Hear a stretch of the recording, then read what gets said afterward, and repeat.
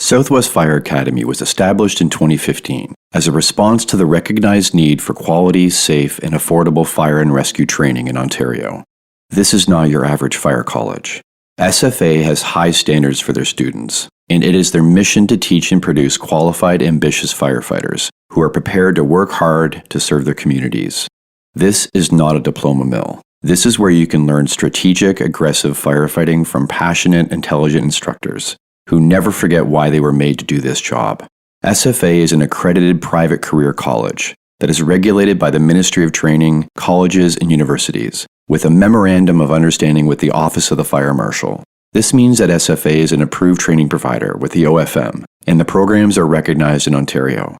Check out their pre-service and expanding selection of course offerings at southwestfireacademy.ca.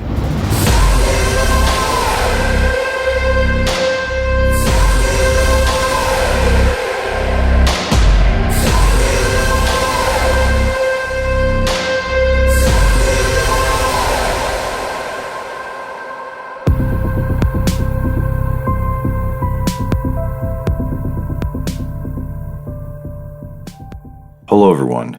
Welcome to episode 111 of Multiple Calls. I'm Scott Hewlett. We do not have ideas. Ideas have us. Attributed to Carl Jung. Not being married to perspectives, techniques, and ideas, and discussing them with others, with the main goals being growth and improvement, are arguably the most foundational personal and professional approaches we can hold ourselves to. If we want to think and perform at our best, we should consistently welcome feedback. What survives constructive examination can be carried forward and built upon. Here's my chat with Julie Bates-Maves. Hey, Julie. There we go. Hi. How you doing? I'm good. Good to see you. Yeah, you also. I'm glad to talk to you. Yeah, I'm excited for this. Do you want to just give me a bit of background on you and then how we got connected? No pun intended, I guess, because we're going to talk about the article, but...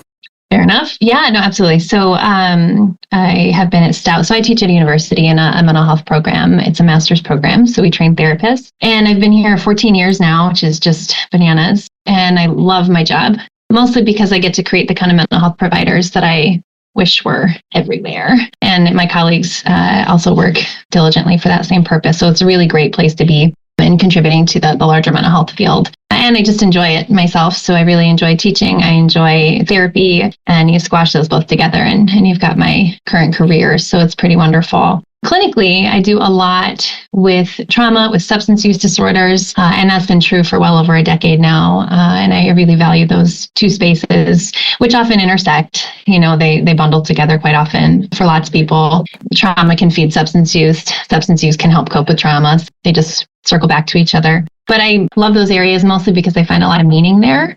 They both also tend to be stubborn problems. They're not easily solved, so to speak. And so I really value the commitment, I guess, just the perseverance of helping people navigate through those shifts in life. So I really just enjoy it and value it. And then for the fire service, I've worked with first responders before. My personal life was kind of intermingled there, but for a while now, my husband has been in the fire service and is a colleague of Nick's. I'm really glad. He's got a wonderful department, and there's some really awesome people there who are doing their best to do an amazing job. I'm really grateful to know them. Also, I volunteer with a group called the Chippewa Valley Emergency Support Service, which does critical incident stress debriefings for 5 of our counties and for part-time departments, some of the full-time departments. And so it's a pretty awesome group to be a part of as well. It's a nice blend of people like me, so mental health providers, chaplains, first responders, so fire, police, dispatch, and then medical professionals like nurses and such. So it's a really great group of people who are committed to trying to help people get in front of the trauma symptoms that might come from some of the calls.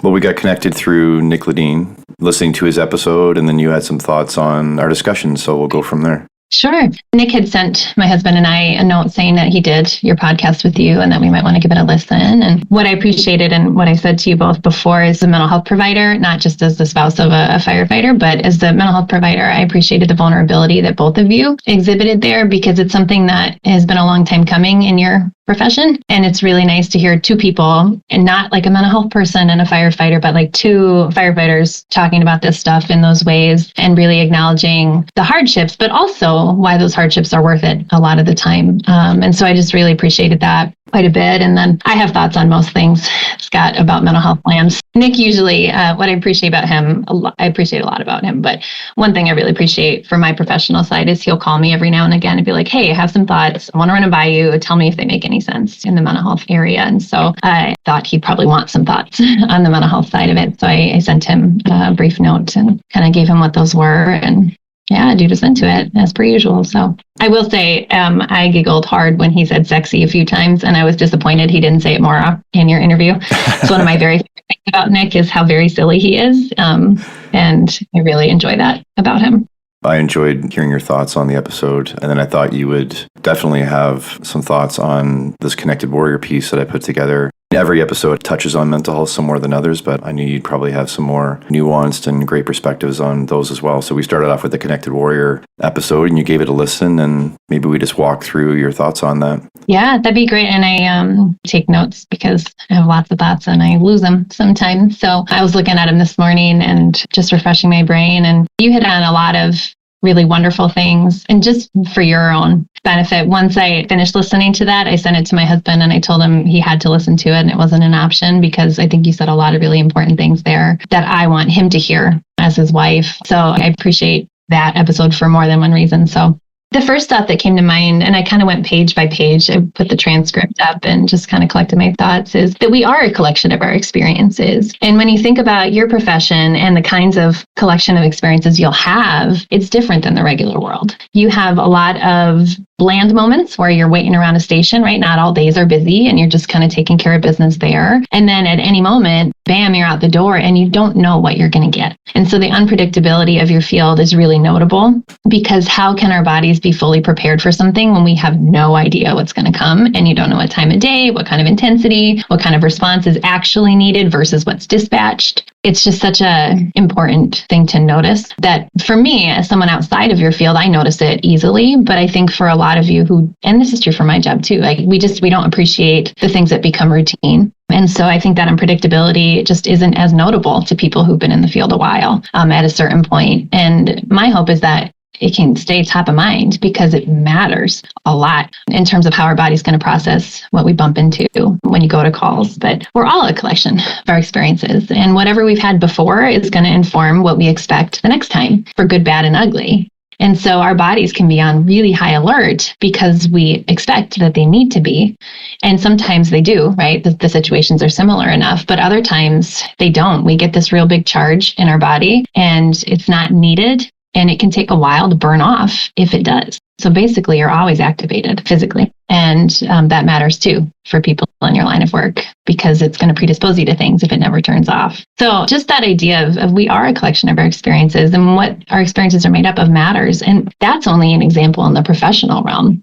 You take you all as individual humans who have lives outside of work too, and all of that is going to play in as well. So our personal lives, and especially in your field, really are going to influence your professional perceptions. And I think it's unwise to pretend that's not true, because then we can't appreciate the heavy impacts when they come. We don't have a way to explain them if we don't acknowledge that.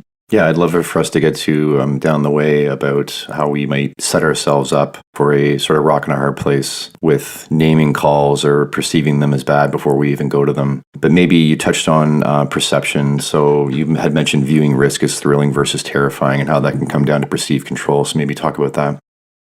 Sure. Yeah.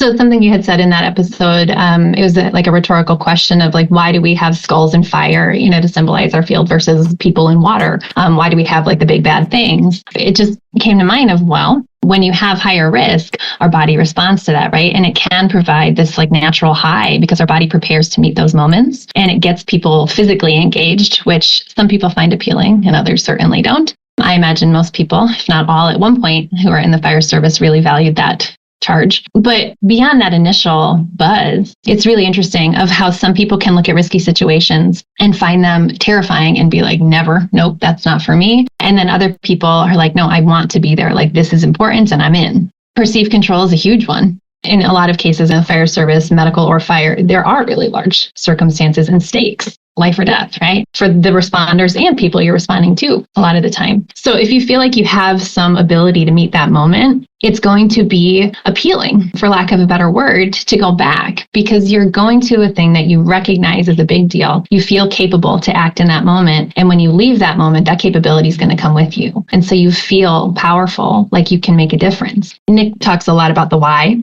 And he and I have had a lot of conversations just about understanding that idea. And for me, this is part of that conversation. For some people, that riskiness and overcoming the risk, or at least managing it in a way where you come out the other side, is the draw to the field. And to why would anybody go back, right? Especially after some really disturbing calls. And that's, for some people, going to be the answer. Now, the other side of that is helplessness. And if you go to these calls as a professional, firefighter or medic, or both, and you don't know what to do, and you don't feel like you have a skill set because it's just not coming to your mind and you can't access it, or you just genuinely don't have it, right? It might be something you haven't learned yet, or you used to know, but you haven't had to use in a really long time. And so it's kind of faded. That helplessness can make it terrifying, because now not only are you there and perhaps endanger yourself, but you might also screw it up for other people too and harm them. And that can be a really disconcerting experience of like, I don't know if I want to go back to work, because am I really helping? Is this helping me, or is it destroying me? I don't know. And my experience tells me that people in the fire service and other first responder fields, I think, ebb and flow sometimes between those two states. And I tend to encounter people when they're more on the helplessness side and they're wondering if this is still for them. But it's not even just that. There's other things, the voluntary versus involuntary. And I know I put this in the notes too.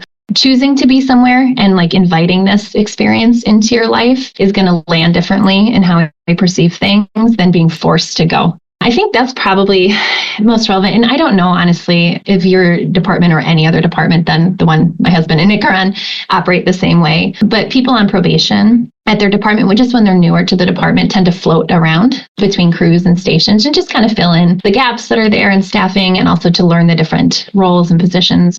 That would be something I would pay attention to more for probationary people, or folks who maybe just have had a real big change that maybe they didn't want, if they're shift picks or something like that, and they got put somewhere that they didn't prefer to be. Because choosing to engage in certain calls or volume of calls is one thing, being forced to is another. We tend to resist as a species things that we're forced into. No human likes to be coerced. And so feeling like you don't have a voice, you don't have a say, which, by the way, has implications for management too in every profession, is really going to matter in terms of, is this risk meaningful, or is it something that I'm forced into and it's going to feed that helplessness, powerlessness a little bit, which goes to predictability and preparation. We are a collection of our experiences, right? So if we have some sense of what we're walking into and we feel some sense of capability when we're walking in, we're probably going to want to be there and feel comfortable being there, more importantly. It's going to be appealing. And that's where you get people, which is so awesome, that are excited to go on calls. And it's not like happy excitement, but it's like investment. I want to be there. I'm ready. Like, let's do this. Because they feel capable. They feel somewhat in control, and they're voluntarily choosing to go. So a lot of these sandwiched together. And then when you put that with past experiences on the job or off, it's really going to color how that will go too. Because if your past experiences, like you go on a hard call, next call you get, what's going to come rushing back to mind are the calls that came before it that didn't turn out the way you wanted, and hopefully the ones that did turn out okay or well. But our predictability, our brains are so stinking cool. But one of the reasons why they're cool is that we take past experience and we use it to inform present interaction. And so what we expect to be true, and this goes to what you were saying, not only in the Connected Warrior one, but in that other episode, you're talking about priming your brain, and just like what we expect to happen really will shape our experience. And you're right on. I mean, it's really, really true. It's not a guarantee. I think I said it's not destiny, it's memory. And it's really important, because what we've experienced is going to color what we expect to experience. And if we have a doom and gloom perspective based on actually encountering doom and gloom, like these people yesterday, or just expectation of like child calls are going to be the worst, right? That was an example you gave. Your body is going to expect it to be bad, and it's going to pump you full of stress hormones in order to fuel the fight response so that you yourself survive. So it's not only going to shape your expectations, it's going to shape your physical experience and how you literally feel in your body too, which can then change how you're able to think in the moment, which can then change decisions and ultimately the outcomes.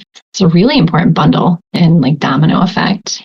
What is your take on the benefit of a thought experiment, which is, we very often say kid calls are the worst. So what came to mind for me, the more I thought about my career and that saying was, at what age does it stop being the worst?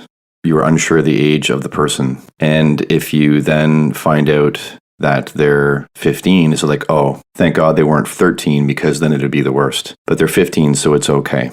When does it shift and when does it make it okay?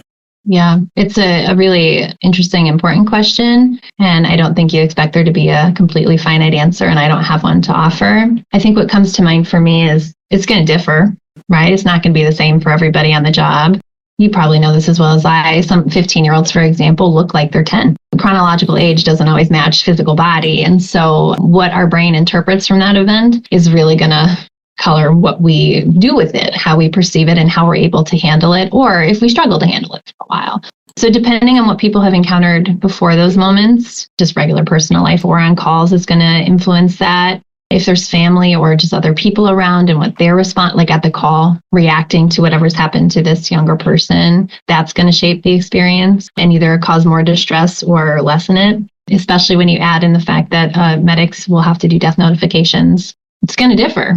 What it really, really brings to mind is this idea of like, how do we reconcile that stuff to where we can continue on a little bit easier, and the ones that tends to kind of plant us in place for a while. For me, it comes down to that predictability piece again. Do we know what happened? Can we explain it? Even if we don't love the explanation, do we know why this person was harmed or killed in the way that they were? Because if we have some explanation, again, even if it's still a really tragic outcome, if we have some explanation, we can then prepare for the next time we encounter that. At least so we think and feel. It becomes less scary because it's less of a mystery. Our brains do not love unresolved questions because we can't plan for things we don't understand. And so it gives us a profound sense of lack of safety. And those tend to be the more disturbing ones. Children shouldn't be dying for loads of reasons. And yet sometimes they do. Car accidents, SIDS, all kinds of reasons that you all will encounter when children die, and older people too. We don't think kids should be dying though. And I would agree, we don't want them to, it shouldn't happen. And so that alone of like people shouldn't die young, that belief that our society has is really going to fuel a lot of the distress because it feels wrong, it feels off. Whereas if you have an elderly person, we perceive that as a world differently of, well, they've lived their life and yes, this is still sad and I wish it hadn't happened the way that it did or at all. And they've had time. I think the idea of people getting shortchanged really doesn't sit well with people, with all people, not just first responders. It's a really complex set of things, I think, Scott, that goes into that kind of response, and also why it's different for adult bodies. You touched a bit on performance on calls. Are we better off to be as much as possible process focused instead of outcome focused? I think ideally, yes, but I don't know how feasible that always is. Because what are the processes for? They're to feed the outcome. And we all know that. And I mean, my goodness, for your fields, especially where you have training on a whole variety of things, which is important and I think awesome. I think it's really valuable. But the way that you all are trained is to do X, Y, or Z in this particular way, like thinking like venting a roof or something. No, please no. And good God, anybody listening to this, I will probably say all the wrong terms because I am not in the fire service and do not prefer to be. So this might just be way off, but hopefully it'll make some sense. If I'm teaching someone how to vent a roof, like you don't just go up there and start cutting. You might fall through. There's a procedure to that. And so in order to prevent the worst outcomes, we try to control the process. And so I don't know that you can completely separate the two. But I think what would be really useful, and your other guest in that other episode, and I wish I remember her name. What's her name? Stephanie White. Yes, thank you. So something she was talking about too is being mindful of trying to be in whatever moment you're in with a slight eye, in this case, on calls to the future, meaning like maybe a minute from now future, not outcome, totally done deal, but like what needs to happen next. Because the more we can slow ourselves down and just try to focus on what's happening right now, we can probably function better in those moments. That's why my field puts so much emphasis on mindfulness, is because if we can recognize what we're up against at the moment, we can respond to it. If we're so caught up in what's going to happen at the end of all of this, we're going to get distracted. We're not going to be focusing on the things that can get us there, right? So we get a little off track. So I think trying hard to invest in the process knowing that it's a part of that eventual outcome, they're not separate things, is going to be an important perspective to try to integrate, because one feeds the other. A great saying that's been going around the fire service about inserting constants where there are variables. So I guess I see the process focused as, if I'm prepared, I perform as I'm supposed to the best of my abilities, and we do as a team, that the uncontrollable of the outcomes sometimes, despite our best efforts, is out of our control. Yes, it's something I say to my students because they're going to be trauma therapists eventually too, right? And something I say a lot at certain debriefings, depending on what's happened, is that we can do everything right and still lose. And that's one of those wildly uncomfortable truths that I don't like. That's true. And no human I've ever met likes that's true. Because what we're taught, and what would be so amazing if it was true, is if you do everything right, you follow all the procedures, you go through the protocol exactly as you're meant to, like textbook execution. People still die. Houses still burn down. Things still happen. We can't control all the things that we wish we could. And I think we know that, but knowing it cognitively versus experiencing that is very different. I think it's one of the most important things that people can internalize, because if we don't internalize that, then we have self-blame and we take responsibility and accountability for things that don't belong to us. And we get caught up in the what ifs. What if I had done this? Would it have changed the outcome? It's like, that's presuming you did something wrong. Tactical debriefings and things like that. And there's medical ones that I'm sure your departments do too, with the really serious calls. Those are valuable because if there was something that went wrong or awry, you want to figure it out so you can hopefully, do it differently in the future. Like there's a lot of benefit to those reflective look backs. And sometimes everything went as well as it was possible to go, and it just doesn't work. And it's hard to walk away from those and feel okay. But it's a really important thing to try and internalize. It doesn't mean something went wrong if you didn't get the outcome you were hoping for. Is there an irony in people that are not engaged in the job or in it for the right reasons? They're in it for themselves and maybe the fringe benefits that may come with it and people may perceive, that they are actually at greater risk of harm on these calls because they didn't choose to engage and be prepared ahead of time, and then they can't focus on the fact that they prepared and did the best they could. So the outcome is a greater impact on them. An interesting question.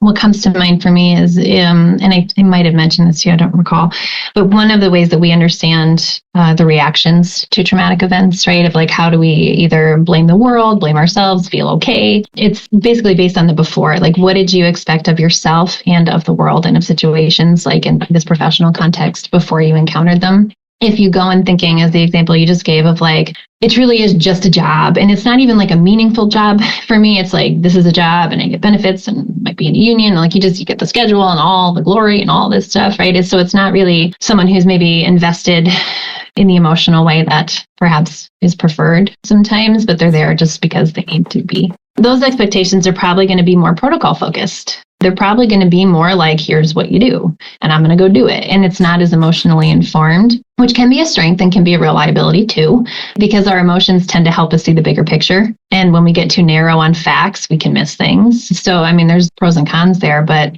it might be harder after, and it might also be easier. If you go to a call and you're kind of stuck in that place and you're just there to do it, and then you go back to the station or you go home if you're on a part-time department after, and you're sitting there thinking about it, it's like, well, I did my part. And it might be more of like a check the box, like I did what I was supposed to do and we got what we got. It might just be kind of neutral. And it might also be, as you're suggesting, quite distressing because it's like, I'm not prepared for this. Like I'm going there to do a job and I'm not wanting all the emotional baggage, and holy hell, did I get it? And I don't know what to do with that. So I think it can go either way, and probably a lot more than those two. I could see it helping people, and I can also see it really hurting people. You also mentioned, when I was discussing in the article about our perception of being heroic, about maybe focusing more on recognizing the heroism in the mundane. Expand on that. Yeah. So something you were referencing in there, if people haven't heard it or in a while, is that like people can buy into the hype. And if you're in it only for the glory, right, that can go south. People can get lost in that. And it just came to my mind that perhaps it's worth remembering that heroism doesn't only live in like the headlines. The fact that people can do any job, can do multiple jobs, maybe not any, but we have options. And the fact that you all pick that profession, you're not doomed to stay there. You can leave it, right? There's consequences to that, but you don't have to stay. It's not a ball and chain kind of situation. So the fact that people commit to serving others as a way to make their living, I think is more meaningful than people remember it is. It's truly putting your life on the line. Great personal risk is always on the table when you all go to work, and you're doing it for the service of others. Now, if part of what allows you to do that is this feeling like you're doing something heroic, that's going to make it tolerable. It's going to help you find the thrill in the risk, so to speak, right? Instead of it being terrifying. Frankly, as a family member of somebody in the fire service, I push out of my brain as much as I can the fact that Corey could die anytime he goes to work. He might not come home for a variety of reasons. In another part of the country, there was a paramedic who was stabbed to death in the back of an ambulance like a week or two ago. So there's all kinds of things that can go wrong. So pushing that away and focusing on the here's why it's worth it, the heroism idea for some people, I think is what helps people literally function sometimes and manage that kind of level of risk versus danger. Quiet acts really don't make the headlines, but being present with your family after a really hard shift, that is heroic because it's hard as hell to do. Going back to another call, like if you're in a full-time department, or even if you're not and you get a back-to-back call and they're really hard ones, or it's just a brutal day where it's just endless calls, it's just one of those really high volume days, that's heroic too, because you could just literally quit and say, it's not my problem. And people keep going back. And that's a big damn deal. Like that is so valuable. But again, I think, and I said this before in a different area, different context, but when we get used to something, this is true for my job too, when we get used to doing our roles, we just think, well, that's just our job, right? But it doesn't have to be. And the fact that you continue to choose that and continue to invest in it matters. And it says something about the people that choose to do that, because it is a choice. Nobody has to be there. And not everybody that stays in the field. And so the people that do, that's something. And that in and of itself, the endurance that it takes to survive psychologically, let alone physically, in your field is notable. And I think more important than people remember it is. You've covered sort of a bit on expectations and perception, but farther down in the article, you talked about and how you teach your students this, so they're going to be therapists. So despite the role that we're doing, have the benefit of a curious position. Oh my God. It's one of the things I feel most strongly about. So that's why I say, but the way you were talking about it in here, which is what brought it to my mind, is that idea of if we're going to a call expecting it to be a really bad one, for whatever it is that it's been dispatched as, we're going to set ourselves up to encounter something in one way. Genuinely, we're going to have more stress hormones in our body than are already there. If we expect it to be bad, our body's going to read that as threatening because it's supposed to. It's a very normal thing. And we're going to get more cortisol, more adrenaline, all this extra juice flooding through our body in order to protect us. It's a way our body resources us to meet that moment. And so if we perceive we're in danger or about to be on a call, or if we perceive somebody else's life is on the line based on what it was dispatched as, same thing, our body's going to read that as a, oh my God moment. We need all this extra juice and it's going to give it to us, which is great until you need to be thoughtful. And so expecting the worst doesn't help us function at our best is a way to think about that, because it sets our body up to survive, not to think. And that's a real, genuine biological reality. When we're faced with great danger, all of our bodies, all healthy human brains are meant to survive based on instinct rather than thoughtfulness, which is in this part of the brain. And so curiosity is really a much better alternative of just like here's what it was dispatched as, pediatric, don't know what it's going to be.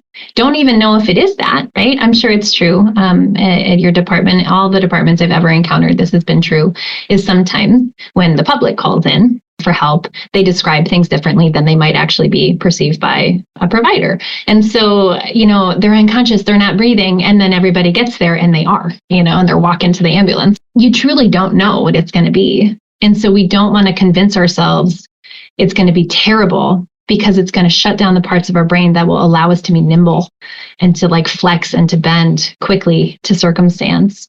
And it'll focus us mostly on not dying ourselves, and it just changes the way we function. So curiosity is important because it helps us overcome those assumptions and it lets us function better, because whatever comes is what we're going to respond to. And we just don't know what it's going to be until we're in front of it.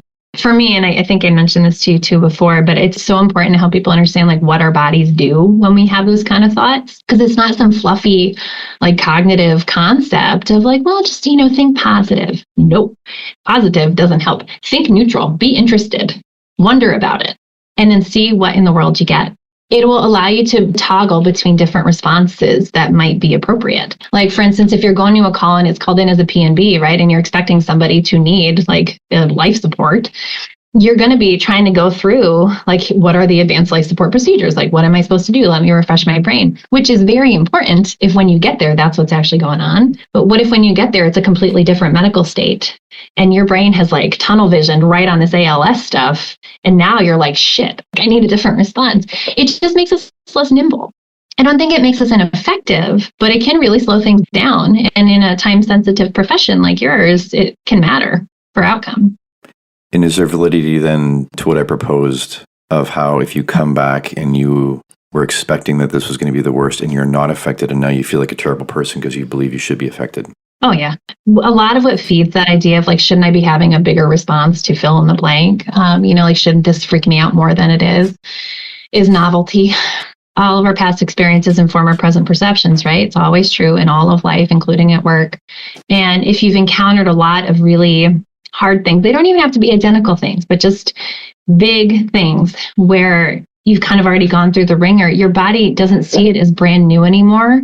And it's not like it's going to be a nothing feeling. We'd want to pay attention to that if it's like numbness, right? But if it's like no, I recognize what happened and I can like think it through and I feel like distressed, but I feel sad for the circumstances. I feel bad for what has occurred, whatever it is. And also like I'm functioning okay. That's your body basically already being adjusted to it. It's not a signal that things are wrong, but we misread it that way a lot. Once we get used to things, our body gets used to things and we inform our present expectation based on our past experience. So if I know, like, oh my God, I couldn't do anything. This was out of my control. I couldn't see it coming. There was nothing, unfortunately, in this particular case we could do. We did try. We can run through that more readily and get to the concluding statement of this sucks. And it was not my fault that this sucks, right? It just, we don't always win. Whereas if you have somebody who is brand new to a particular kind of call or circumstance, it's hard to predict what will set this off. But people that are very distressed based on the same call, like say they're responding even on the same rig, that's what usually weirds people out, is seeing other people's response and wondering if yours is the wrong one. But being very distraught by something that's newer to you, your body hasn't made sense of it yet. It's working with less information and it takes longer to get to a okay, so here's what it was kind of place. We get caught in the question marks because we haven't ever had to ask the questions before because it's new. So novelty makes a big difference to how we perceive things. And once things aren't novel anymore, we get used to it. Yeah, I mean, how long have you been in the fire service, Scott? It's been a while. 27 years, and I did 6 years part-time as a medic. Okay, so this is very likely true for you then. So in the beginning of your time, it's different than it probably is now. And it's not to say you're totally fine or anything now. Nobody, I don't think, is. It's just you handle it differently because you learn that you have to. And you encounter things so much that you learn to be able to predict, like, what should I do in what particular circumstance? And it can allow us to invest more in the preparation so that we have more control, so we have more predictability, and we can feel better leaving those calls. It shifts with time and experience. If you have somebody who's worked on the job for like 10 years and they've never had a really distressing call, and then they get one, they're not going to be handling that well. Time in doesn't matter as much as what you encounter during that time in. And so our bodies learn through experience, and that's how resilience is formed. Resilience comes out of hardship. We're not meant to bounce back from things. We have to actually hit the ground before we can get back up. And so it's not weird to wonder, am I having the right response? It's a very human thing, but there's an explanation for that. That curiosity in and of itself means something because you're wondering, is there something off? Should I correct anything here? Like, am I functioning okay? Like, that self-reflection can be really important if you can label it as that. Whereas if you say, like, I'm a bad person because I'm not feeling fill in the blank, that's not useful. That's going to hold you back versus moving forward. A term you used that I hadn't heard before is a simulated stuck point. Is that what you're describing that lives between the novelty and the experience? So there's two kinds, really, simulated and over-accommodated. And both of those live in an approach to trauma treatment called cognitive processing therapy, so CPT. It's one of, thank goodness, many trauma protocols that really do work. And we have a load of evidence to show that they do. Like, there's just tons of research. But that's the one that I tend to operate from, especially with my students, what I teach them to do. And so we talk a lot about this. And so stuck points are basically those thoughts. Okay, short version to help this make sense. Think of ABC, like the letters, right? So something happens, we call it an activating event. We encounter something, and then we have beliefs about that event, and then the emotions correspond with the beliefs. So if I go to a call for a fire, and at first we don't think that there's anybody inside. And so we do what we do, we put out the fire and then realize after, like, oh my God, there was somebody in there and now they have passed, right? So a really unfortunate circumstance, probably based on incorrect information, or you knew someone was in there and you couldn't go in. It wasn't safe to go in at the time. So you have a fire, including a death. The beliefs you have about that are going to really, really shape what emotions you have when you go back to the station and eventually go home. If you believe like we failed and we let someone die, it doesn't mean it's accurate, but this is what you're perceiving about the situation. If you think that's my fault, like I should have known better, I should have checked, fill in the blank, right? Like I should have done different so that we had a different outcome. That's self-blame, of course. That's an assimilated stuck point, we would say. And what that means is that it's based on what you expected to be true beforehand. So before the event, how you saw yourself was if you do the right thing, you get the right outcome. If you prepare, you'll respond in the way that's correct or appropriate. You're more in control of outcome than not. Those are the people that usually highly invest in training, which is not a bad thing. It's just true, right? As they really value the preparation and the knowledge base and like really try to know as much as you can so that you can use it on calls. Good stuff. And it can kick us in the ass. So really investing in that perception that you have control, and then encountering a situation where it didn't work out the way that you were hoping it would and had planned for and trained for, that prior expectation is now going to mess with your current perception of what's gone down. And that's assimilated. You're more likely to blame yourself if you thought you should have been able to help people and it didn't work out. Someone in this example died. That's on you. I need to be better. I need to train more. It's my fault that this didn't go the way it was supposed to. We're referencing the past in order to understand what happened now. Another way that can swing is not self-blame, but other blame. So same example, right? Got this fire, someone passed away. There was either inability to go in or poor communication and you didn't know someone was in there. Another way people can interpret those outcomes is, you know what?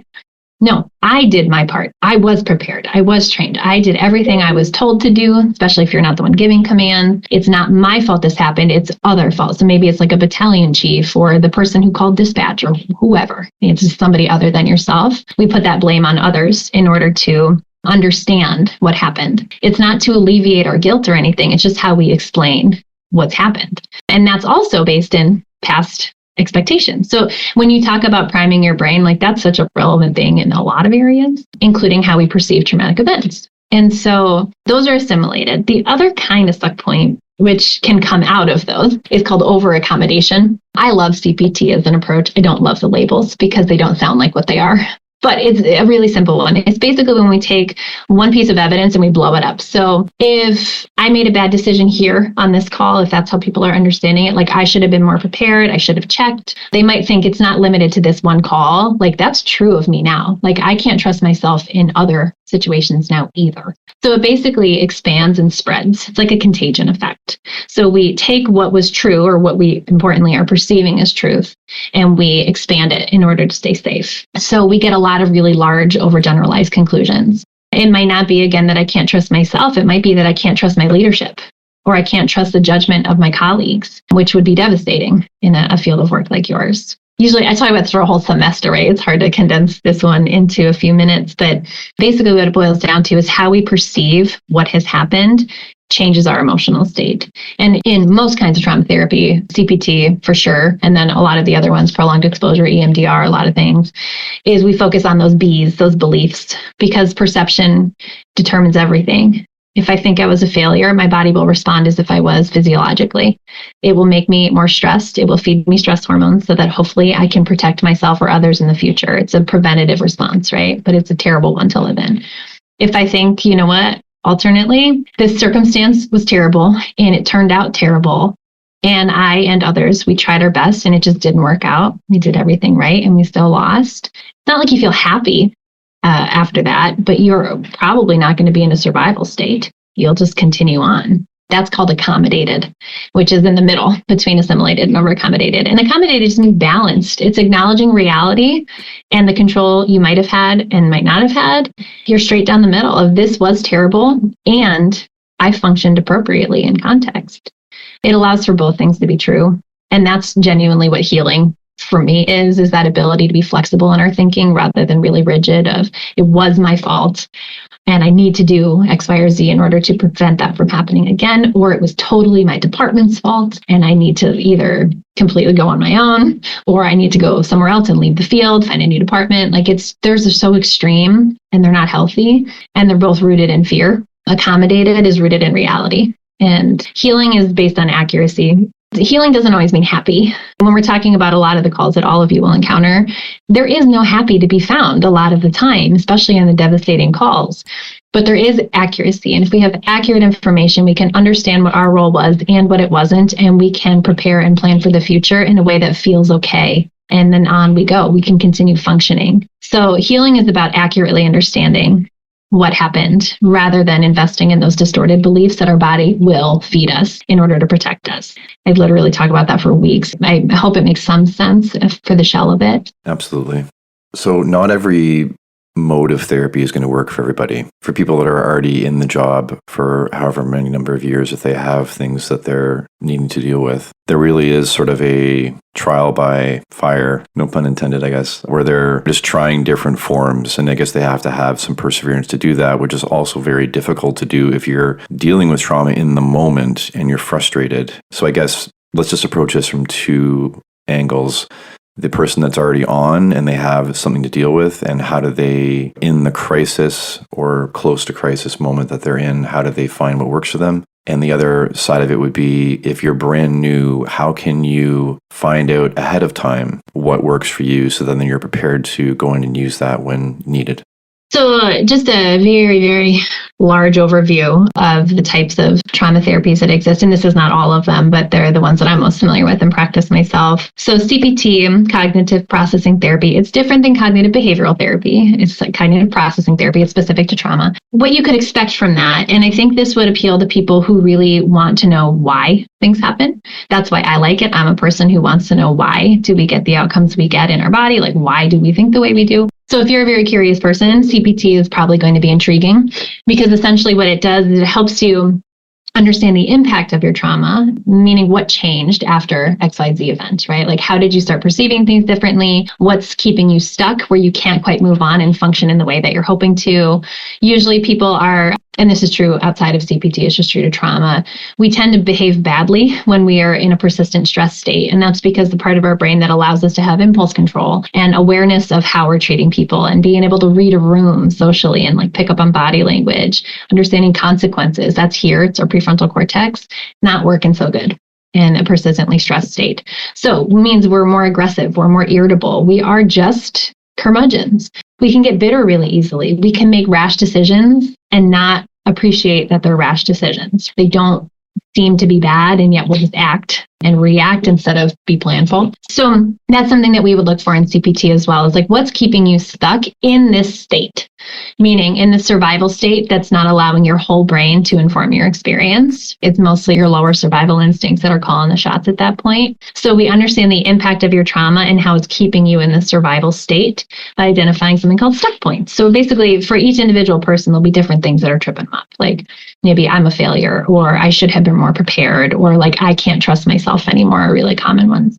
So we would go through the impact of it, and then we would, the therapist, help you to find the accuracy or the inaccuracy in those things, which is the most interesting part, frankly, as a therapist who practices that. But it's also the most frustrating usually for the client, because there's a lot of I don't know, because we're trying to challenge those distorted beliefs, and it's not a comfortable place, but it's a really important one. And my biggest mark of progress is when we get to maybe land of, well, maybe it's not as true as I thought it was. That's a very good sign, because your brain's starting to become more flexible. It's not, no, I should have intubated this person differently, whatever it is. I should have known. I shouldn't have cut in this particular place of the roof, versus like, well, but it made sense at the time. Like maybe I should have done, but also like, yes, okay, we're moving in a good direction, right? So it helps you become more flexible cognitively. It can be about 12 sessions. It can be more than that depending on conversation, but about 12 sessions, you can see really, really good progress and reduction of symptoms. About halfway through, it kind of flips to now the therapist teaching the client, here's how to use all these skill sets on your own. So we basically try to work ourselves out of a job, so to speak, and we teach the skill set of how to reevaluate really distressing things and how to train your body to be curious rather than presumptive. Basically train people to be their own cognitive therapist. So it's meant to be temporary, which I haven't met any first responder ever who probably wouldn't prefer that, to get a skill set and then go on your way and use it and not need to come to appointments forever. Prolonged exposure therapy is different. That one will depend wildly on the person. There's something called written exposure therapy too, WET. That's really fairly common, and both can be quite effective, but they're different. So CPT, something that's really notable is we don't ask you to talk about the details of your trauma. We need to know the impact. So we're interested mostly in what changed because of your trauma, right? What perceptions have shifted in ways that aren't serving you. Prolonged exposure, written exposure are interested often in the details of the trauma. So the actual story. Some clients prefer that. They're wanting to tell their story and they find meaning in that. And it's really important for them to go through play by play what happened. Those kinds of therapies would appeal far more to folks who are interested in doing that. People who have no interest in going play by play but just want to feel better, CPT is going to be more appealing. And then EMDR is really neat and quite different than the other three in that it's not so much about talking with a therapist, so much as us as the therapist facilitating the experience of your own brain doing the reprocessing. So EMDR is hard to explain in a nutshell, but the best one I can offer at the moment is essentially acknowledging the idea that when we're in these really very, very stressful moments, we don't always process that information and store it in memory appropriately. It gets stuck. So it's like a clog in a pipe or something. It's just water can't pass through. We don't function as well because things aren't flowing as they should.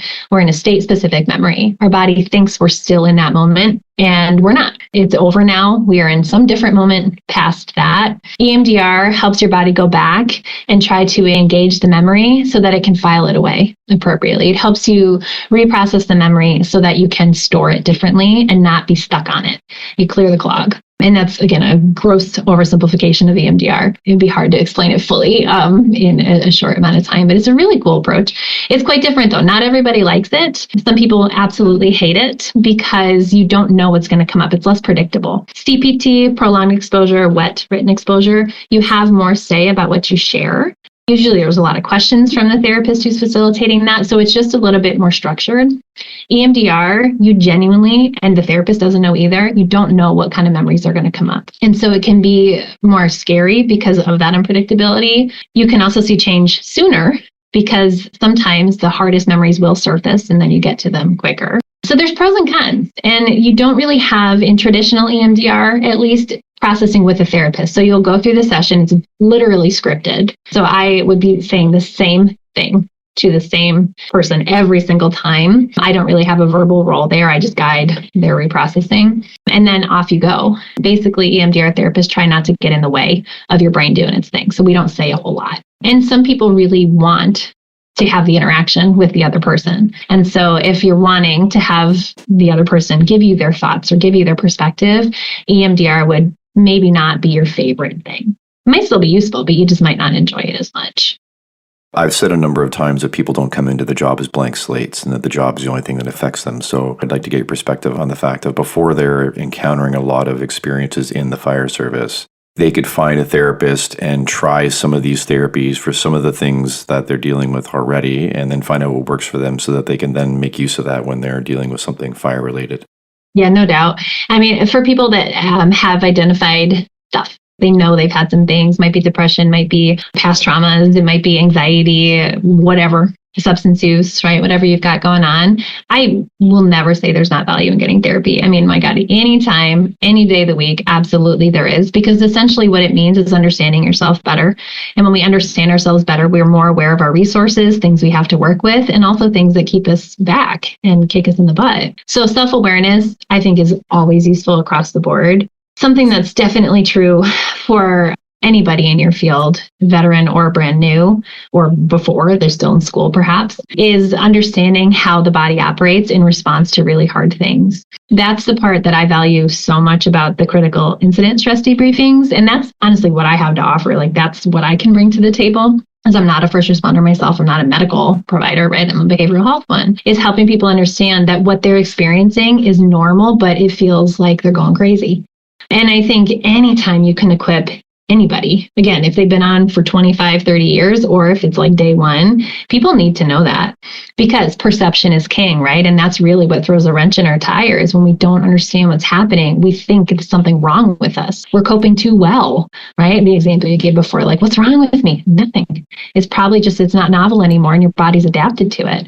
I'm overwhelmed by this. I don't want to go to work. I can't function. What's wrong with me? Nothing. This is a new, genuinely overwhelming experience that is not normal for a day-to-day life. Your body's responding because it's scared and it's protecting you from the threat it thinks you're still encountering. And like, here's all the stress hormones and all the ways that happens and why, in terms of our brain structure, that happens. That to me is why I care about the first responder community. Like, that's what I feel most passionate about, because people don't hear about that stuff. My God, Scott, a lot of therapists don't ever learn that, which bugs me more, because you have to know it in our field. Like, it explains most things mental health wise. And a lot of people don't ever get trained in that. And it matters that they don't. So a lot of what happens with PTSD is essentially you perceive the trauma in a certain way that keeps you in a state of threat, that keeps your symptoms going for more than a month. Again, very big oversimplification, but that's essentially the gist, is your body thinks it's still threatened, even when it's objectively not. And so it's still presenting all of the stress hormones and all the symptoms and the irritability and the poor decision-making and the running your mouth and the poor impulse control. Like, we see all of that same stuff, even though the threat was like a week ago, right? And it's genuinely, you are safe now. Your body doesn't recognize the safety in the current moment. That's another reason why your other guest, she was talking about mindfulness. That's a huge reason with PTSD why that's so important, is because we have to update our perceptions to, I was threatened then, or someone else was, and I was encountering that. But currently, I'm safe. I don't maybe feel good because what you've encountered, but like, I'm safe. Once our body registers the safety, it can turn off the threat response and we come back to baseline. So understanding that that's what's happening, and that if it's not changing, like, we can do something about it. I've met some people in the fire service outside my husband's department who are such amazing humans and are so committed to the job, but they've done so by basically sacrificing their own wellness. And that makes me sad and concerned, because they're not going to be functioning as well on the job if they're always in a state of threat. They're going to be acting more out of the impetus to not die themselves rather than to help another. It's just less thoughtful. But it's almost becoming like self-abuse for some people, I think, of just like, no, I can take it. I can take it. I can take it. Like, this is my job. I can take it. It's kind of over-identifying with it. Some of the things you were referencing in that podcast.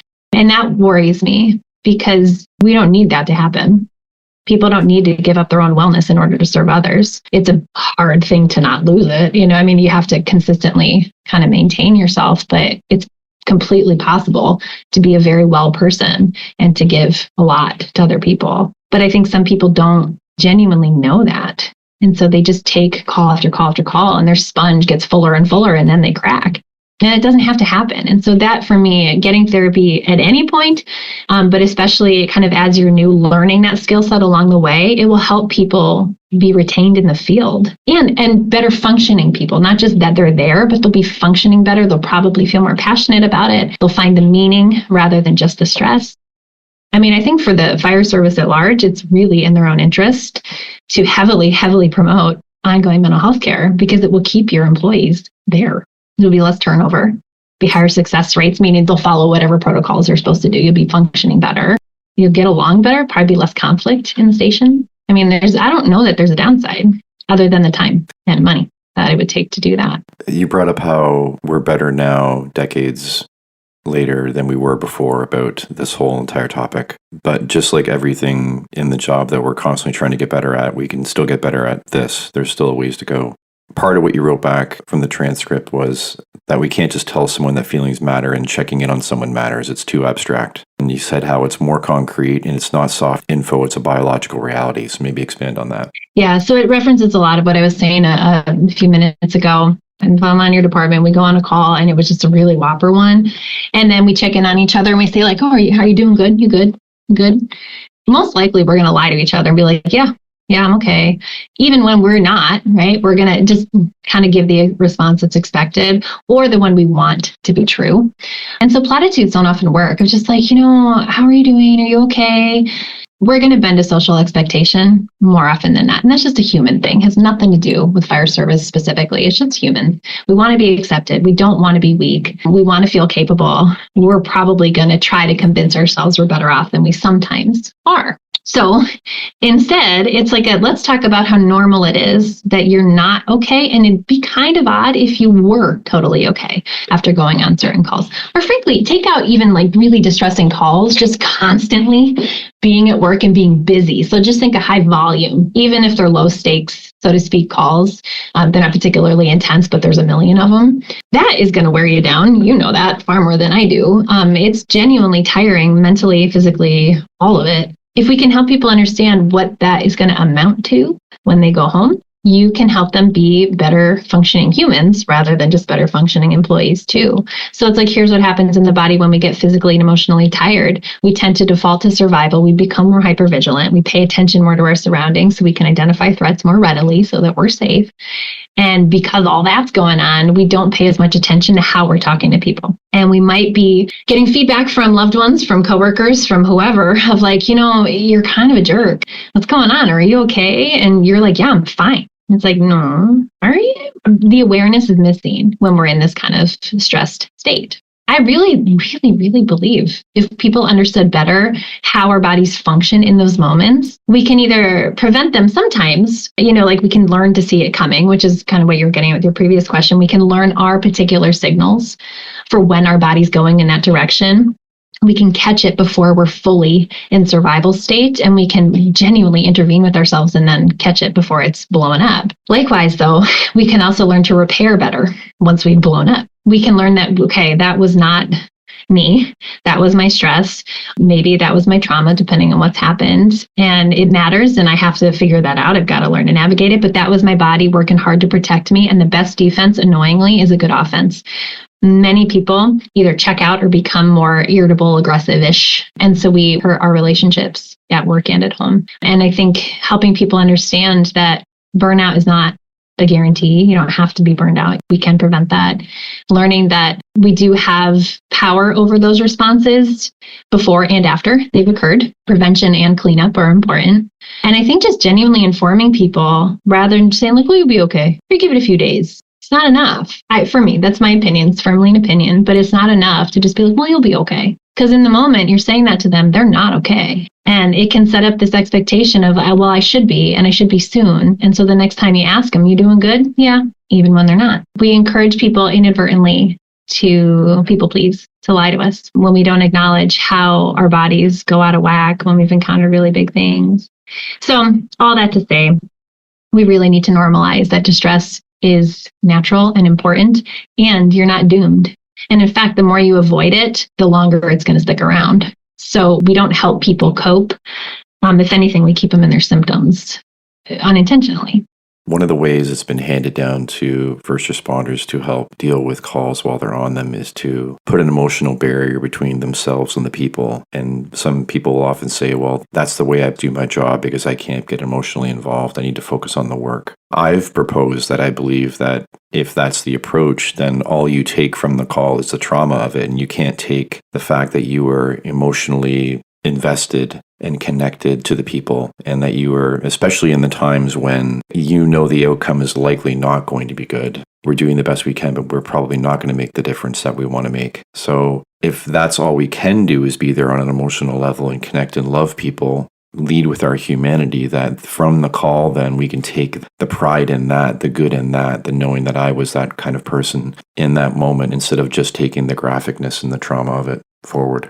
I appreciate the perspective. I think just to my mind, there's a couple other ways to potentially understand it too. There's multiple ways that this can work, depending on what call and what person is responding to the call, right? We're all going to have our own collection of experiences that will inform our ability to tolerate certain things. So presuming that you have the presence of mind to notice your emotions and to be able to manage them in a way that's appropriate. That's a very skillful position. It's a wonderful place to exist, but it's a skillful one, because think of the mental load there of whatever's happening in the call, right? Whatever your job is to do, whatever procedures or actions are needed and actual tasks that you're supposed to be doing. And then also having the presence of mind to notice the emotional state, not only of yourself, but of the person or people you're responding to. All awesome things, but that's really high level emotional awareness. If you can do that and manage it all, yeah, wonderful. Not all people are going to be able to do that, though, because that takes probably years of intentional practice. And what you were just saying is your belief that it really does serve you and others. So there's an emotional investment there. And so that's going to help it be more tolerable for you. Which is, again, amazing. Some other people, though, can't do that kind of mental gymnastics in the moment. And it's not an unwillingness. It's like a general inability. Like your brain will not allow you always to engage in the emotional bits because you become really task oriented when you go into survival moments. So sometimes it's not a matter of, well, I don't want to connect. It's that I can't. My brain is so hyper focused on the, oh my God, here's what's wrong. Here's a threat. Let me respond. And that's going to be true for a lot of people, too, is that they're not aware. Genuinely, because that's up here, that's in this part of the brain, our emotional awareness and noticing how other people are feeling and how we feel in response to what they're feeling. That's up here. It's awesome. It's higher order thinking. It's not always online when we're in really stressful moments. And often it's not fully online. That's how our bodies survive really big stressful moments, is we cut off access to our full awareness and we become really situationally aware. So we get a little bit more narrow in how we perceive things for that time being. And then after the call, at some point, there's no way to predict if it's immediately or if it's a couple days or weeks, but then we usually have the emotional weight come back to us and we do what we do with it. Some people avoid it, other people welcome it and embrace it and process through. But it's really what you're describing there and what I'm describing here is the difference in functioning. Both are healthy and appropriate. They're just very different. It's like two sides of different coins. Can you learn to be more emotionally aware in the moment? Yes. Is it always a good idea? No. And what I mean by that is that whatever the worst call in your mind for your own experience you've ever been on, if you were fully aware during the call, and maybe it was the one you talked about, it was a very serious one. If you were fully aware of all the meaning that were attached to the emotions that were genuinely tied to that event, it's going to be hard to function. There's going to be so many more thoughts swirling through your mind. It's going to be hard to do what needs to be done, not even what you prefer to do. But I think what you're describing is awesome, but it's also a very metacognitive, thinking about your thoughts, understanding the bigger picture, being very thoughtful and emotionally invested, all amazing things, but all very complex, skilled things too. And not everybody's brains will allow them to do that in the moment itself. That's what comes after. And that's why we have things like critical incident stress debriefings, or just when you chat at the stations, like the conversations after tend to be quite different than when you're on scene.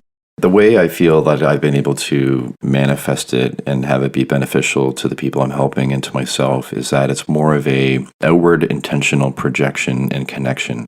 So I am aware that in the moment, I can't lay down in the fetal position and be destroyed by this event because I am there for a reason and I'm there to help. But I'm also aware that I'm going to have to process that afterwards. That's the receiving end for me of what I'm dealing with and part of what I have to do. But I find the intentional outward projection of emotional connection to the people, as in loving them. If their loved ones aren't there to love them, part of my job is to love them because that's what their loved ones would want to do if they were there. So I guess I see it as that's the benefit, is that I knew I brought that emotional piece to the call so then I can take that forward as opposed to just the trauma. You know what? I think that is probably what's going to sustain you and others in the job. Think of the benefit of that perspective far beyond any single call. Just the idea that what I'm doing here, no matter outcome, like I'm going to try my hardest for the outcome that all of us prefer, but no matter the outcome, like I'm going to care for you, even if I can't save you, even if I can't get you to where we're hoping to be, like I'm going to care for you throughout that whole process. I definitely would agree. There's a magnificent benefit to that because you're priming your brain for meaning. You're expecting to find value in the interaction, even if you don't get the outcome you want. And that is definitely going to be a protective factor. It's a really important perspective that I would see as more like prevention, right? So you talk about training people perhaps before they're encountering this stuff. or during the job, that would definitely be something to put time to, of how can we understand our purpose and our ability to help, even when we don't get the outcomes we're wanting. The work still matters. And for a lot of people, what can help their perceptions after a trauma either swing towards the persistently traumatic or, to recovering. I don't want to say quickly, but recovering, just not really getting stuck in that, is, do you find meaning in what happened? And even if I couldn't save somebody, I could care for them in a really serious time of need. And I had usefulness there, even though I couldn't save them. That's enormously important. I find it beneficial to frame it in, it's common for people not that they can always choose this, but to work in a city that they don't live in. And this obviously is not possible for volunteers because they are literally volunteering in the community they live in.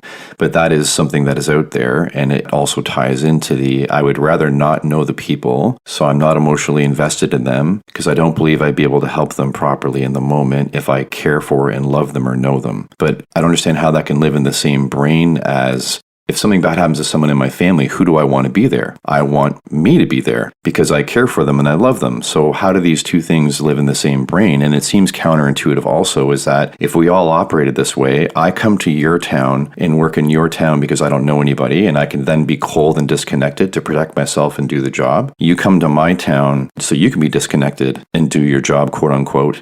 And both of our families are not getting the love and care that they need. So something that might be interesting to think about in my field, so in therapy and any helping profession like mine, so social work, marriage and family therapy, rehabilitation counseling, like all the helping fields behaviorally, we have something that we avoid in our ethical codes, and we're just not allowed to do it, which is called dual relationships, where we're not allowed to provide therapy for people that we know in other contexts. It's not appropriate, and we're not allowed to do it. And the main reason why is because it blurs our objectivity. It changes how we function in the job. And mostly in our fields, what the concern is that we will not be doing the job appropriately anymore because our personal experiences and perceptions are going to shade it. And so we become less objective and therefore less effective, right? We work more from our preferences and what we're wanting for that person than what they're needing or wanting for themselves. And I think that's what comes to mind for this question, because I appreciate it. I really do. I think it's a really thoughtful thing. But I think there's also the presumption there that people are cold and disconnected when they're in a town other than their own, right? For some people, that will be true, and it will be preferred to be true. I would not dispute that at all. But I think for others, it's really like a mental wall you put up so that you can function in a way that you're hoping to. I think there can be a lot of connection and care in that, as much as there can be a lot of disconnection and lack of care in that. And thinking about training and just helping people function well in the fire service or in the medical field, that should be something that's discussed and talked about. Because walls can be useful, they can also destroy us. So are you trying to keep stuff out, or are you trying to be able to engage in a way so that you can do your job and not be overwhelmed by your emotions? Because the outcome, if you know someone, especially if there's someone you love and care for, friend, family, coworker, whomever, the outcome is going to matter for your life in a different way. And the fear is going to go way higher as a result of that. And we can get fumbly in our behaviors and our actions when our fear is really, really high. And so we do tend to become less effective than if we're feeling calmer. I think it's a really thoughtful thing. There's definitely pros and cons to both sides, but I think it's a thoughtful thing of why sometimes that's needed to have that separation, is because we can function differently. Not always to say better, but differently when we don't have an emotional investment in our personal life and the outcome. It's definitely complicated, because if I was away at work in another city and meanwhile another crew had to come to my mother and perform CPR on her and she passed away and I wasn't there, I would be dealing with the fact of I should have been there. But yet I had created the situation to not want to be around people I love intentionally. And again, we don't always get to choose a city we live in. I just think it's an interesting thought experiment. And then are we setting people up with the idea that you have to put an emotional barrier up before they've even attempted to find how they integrate emotions into their work? And they might be amazing at it, and it might be helpful for them, which I'm just speaking personally. Like, I think the first part of my career, or it was even confusing to me that this doesn't feel right to me to put an emotional barrier up between me and people, but yet I'm told I have to. And it took a long time for me to come into my own to realize, hold on, I can do both. For some reason, I can do both. And not only can I do both and it's beneficial for people, it's actually beneficial for me. You were told that you need to? Was that in your training? You were taught about emotional barriers. This was a conversation around mental health. And again, I believe that everybody that was teaching us anything, we're all trying to help each other. The intent is good, that we want to protect each other. None of it is malicious. I just think that a blanket statement of a message like this is how first responders should operate, I don't think is beneficial to anybody. To even take out the first responders from that sentence, it's not a helpful perspective to live by, because it's encouraging something called emotional restriction, which is something we talk about in therapy land. But basically, you're not allowing yourself to feel all the things, right? You're only feeling certain. And that takes a ton of mental energy to do. And it's not always needed. And you're right, it's not always beneficial. I think, for me, I guess when I'm thinking of first responders and the idea of like, why am I getting into this field? Like what's my why? As Nick would say, people that are coming because they primarily want to help other people, and the service element of like, I want to serve my community, I want to protect my community and the people in it. It's not a guarantee, but probably going to be able to invest more in that emotional side because it's already on the table. Like that's the driving force, is the value they find in service. Other people are more drawn to like the ladder trucks, I think are really neat pieces of equipment, or like, hey, let me climb up a building and cut a hole in the roof and like go into something that's on fire, like more of the thrill, skillful side of the actual job. People that are more drawn for that reason might not tolerate the emotional weight as much because it's not the reason they're there, so to speak. So I think it's probably going to vary. And I think it's, how we were talking about curiosity before, and you value that as much as I do. I think that's a much better position of saying, what, let's see what you find out about yourself, because there's no way to know if investing in those emotions or divesting from them is going to be good. Like we need to find out what's useful for you, because it's not going to be the same for everybody. And closing yourself off to the emotional experience of a job that is inherently emotional is going to kill you quicker, because you're not allowing yourself to feel any of it, the good or the bad. And that emotionally restricted existence is what prompts things like PTSD. Like it keeps our experience really narrow. It's a really important thing you're discussing here. And I think for me, and again, it's opinion, but it's an informed one, would be to say, let's find out, like you were suggesting, be open to your experience. When we get a sense of, can you tolerate this, or do you need to find ways to contain those emotions when you're on calls?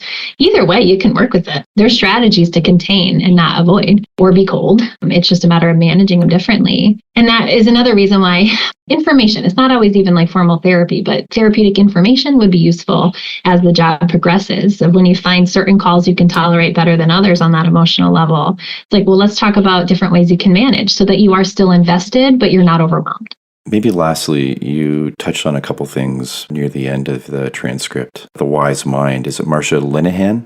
Linehan, mm-hmm. Yep, and DBT. And then you also mentioned Andrew Solomon, his phrase of, if you banish the dragons, you banish the heroes, if I have that correct. Yeah. So Marsha Linehan is the creator of a really awesome approach called dialectical behavior therapy. And it's fantastic, but a really large approach. So I won't say much more than wise mind about it, but it's basically this idea that we can't be stuck in our rational mind only and fueled by only past experience and logic and like research and statistics and training methods and protocols and procedures. And we can't only be informed by our emotional mind, which would be all the feelings, all of our anger, our fear, our sadness, our joy, stress.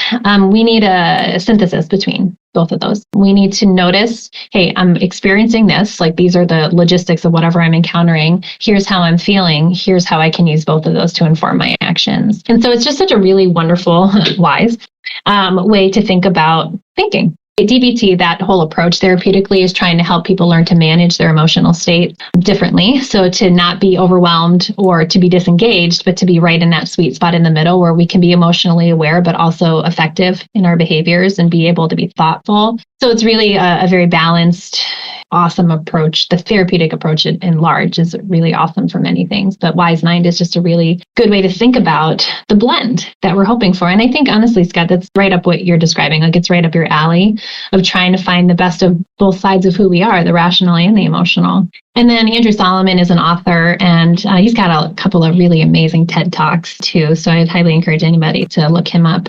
And this is a paraphrase. I think he had more words than I included, but he makes this point in one of those TED Talks of, if you banish the dragons, you banish the heroes. And it's really making this same point around balance of we can't be strong without acknowledging that we're sometimes weak.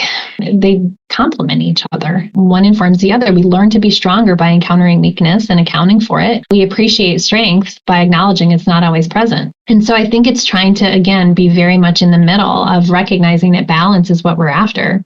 You can't be effective 100% of the time because that's not reality. It's idealism. It's not likely to happen.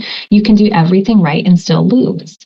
It's okay if you're falling apart for a little bit of time. We just want to fall apart in the company of someone who can help us come back together.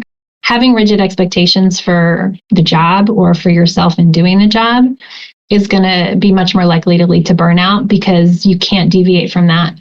It's like this predetermined path. And if you go off of it, it means something's wrong with you or you're incapable of doing the work. And neither are true in almost every single case. It's a matter of perception. And when perceptions go wonky, you see people leave the field. You get outcomes that nobody's wanting. For me, the outcome that makes me the saddest is that you lose really good professionals.